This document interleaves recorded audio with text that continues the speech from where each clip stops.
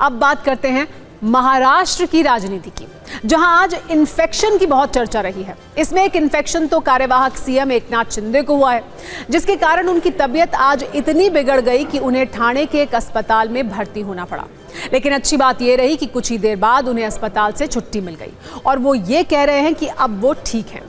दूसरा इन्फेक्शन राजनीति का है, जो इतना बढ़ गया है कि ये क्लियर ही नहीं हो रहा है कि सीएम कौन होगा, कितने मंत्री होंगे और शपथ की तारीख की आधिकारिक घोषणा कब होगी। इन दोनों मुद्दों पर आज महाराष्ट्र में काफी सियासी एक्शन देखने को मिला। एकनाथ शिंदे की नाराजगी की खबरों के बीच आज एनसीपी अजित पवार गुट की तरफ से नई मांग की गई।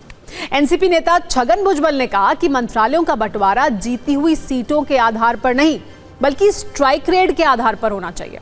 उन्होंने दावा किया कि एनसीपी का स्ट्राइक रेट शिवसेना शिंदे से बेहतर है। इधर बीजेपी के नेता शपथ स्थल का दौरा कर रहे हैं। उनका दावा है कि 5 दिसंबर को शपथ ग्रहण होने वाला है। ऐसे में विपक्ष का सवाल है कि जब सब तय है तो सीएम के नाम के ऐलान करने में देरी क्यों हो रही है। हालांकि इन सवालों के बीच देवेंद्र फडणवीस एकनाथ शिंदे से मिलने सीएम आवास वर्षा पहुंचे हैं।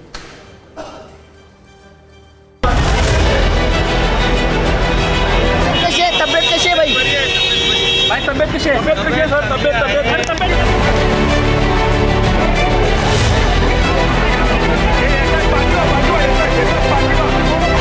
उनके पास इतना बहुमत है, उसके बावजूद अब तक राजभवन में जाकर सरकार स्थापने का, सरकार बनाने का दावा नहीं कर सकते ये लोग अब तक। और राजभवन से अब तक सरकार बनाने का न्योता भी नहीं मिला है।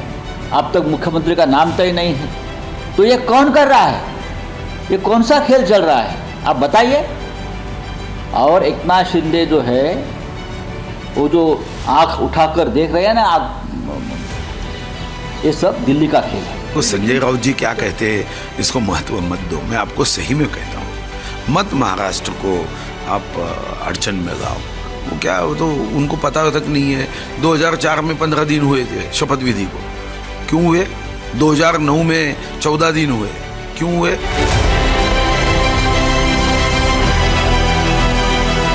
पूर्ण बहुमत की सरकार न हो तो बहुमत जुटाना पड़ता है। यहाँ तो 2/3 से ज्यादा बहुमत है, फिर क्या जुटा रहे हैं? सब कुछ अगर सहमत से होता तो फिर इतना विलंब क्यों होता? महाराष्ट्र में जो महाराष्ट्र की जनता ने इतना सारा प्रेशर विपक्ष पे ला दिया कि अधिकृत विपक्ष भी नहीं रहा है, तो इस प्रकार की थोड़ी उनको छूट होनी चाहिए। दुख होता है कि इतना आपको जनादेश मिला है, आप उसका अनादर कर रहे हैं। बारात तैयार है, नाराज फूफा जी भी तैयार हैं, पर दूल्हा कौन है किसी को नहीं पता। जिस दिन तुम्हारा कार्यकाल खत्म हुआ उस दिन राष्ट्रपति लंगोट लागू। मजाक बना रखा है केयर टेकिंग चीफ मिनिस्टर। ये शब्द ही नहीं है संविधान में, यानी अनपढ़ तो भी समझेगा कि ये गलत हुआ है। इतनी बड़ी गलती केंद्र सरकार, राष्ट्रपति, गवर्नर कैसी कर सकते हैं? राष्ट्रपती शासन लागू हो जाना चाहिए। पण जरा स्ट्राईक रेट आपण म्हणतो, त्याच्यामध्ये बीजेपी 1 नंबरला आहे आमच्यामध्ये, आणि 2 नंबरला अर्थातच अजित पवार गट आहे, 3 नंबरला शिंदे साहेबांचा गट आहे। थोडासा फरक आहे 2 नंबर 3 नंबरमध्ये। आमच्या म्हणणं असं आहे की आमचा पण स्ट्राईक रेट चांगला आहे, तर तुम्ही त्यांच्या एवढंच आम्हाला पण जागा द्या। वैसे कई बार सियासत में तबीयत खराब होने को राजनीतिक इच्छा और मोल भाव से भी जोड़कर देखा जाता है। 2 दिनों से एकनाथ शिंदे की तबीयत खराब थी और अब अच्छी होने लगी है। अगर उनकी ये खराब तबीयत सियासी नहीं थी और ठीक हो रही है तो ये बहुत अच्छी बात है। और अगर दिक्कत सियासी तबीयत में थी तो बीजेपी को आने वाले वर्षों में भी ऐसी नासाज तबीयत का सामना करना पड़ेगा। हालांकि आज नितिन गडकरी का एक वीडियो काफी सुर्खियों में है, जिसमें वो राजनीति को अतृप्त आत्माओं का महासागर बता रहे हैं। अब ये संकेत किसके लिए हैं, ये समझने के लिए आप खुद ही इस पूरे वीडियो को सुनिए। मुझे एक मौका मिला था, मैं राजस्थान के विधानमंडल में उनके एक महोत्सव के कार्यक्रम के लिए गया था।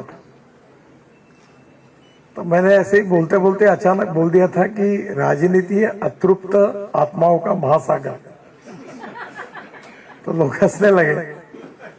तो मैंने बोला यहाँ हर आदमी दुखी है, क्योंकि जो कारपोरेटर बनता है वो इसलिए दुखी है कि उसको एमएलए का चांस नहीं मिला। एमएलए इसलिए दुखी है कि उसको मंत्री मंडल में समावेश नहीं हुआ, और जो मंत्री बना वो इसलिए दुखी है कि उसको अच्छा डिपार्टमेंट नहीं मिला, और बाद में वो इसलिए दुखी है कि वो मुख्यमंत्री नहीं बना। और मुख्यमंत्री इसलिए टेंशन में है कि हाईकमांड कब रखेगी और कब निकालेगी इसका भरोसा नहीं है। तो एक बात तो सच है कि full of problems is a big challenge, और उन प्रॉब्लम्स को फेस करके जो आगे जाना है that is art of living.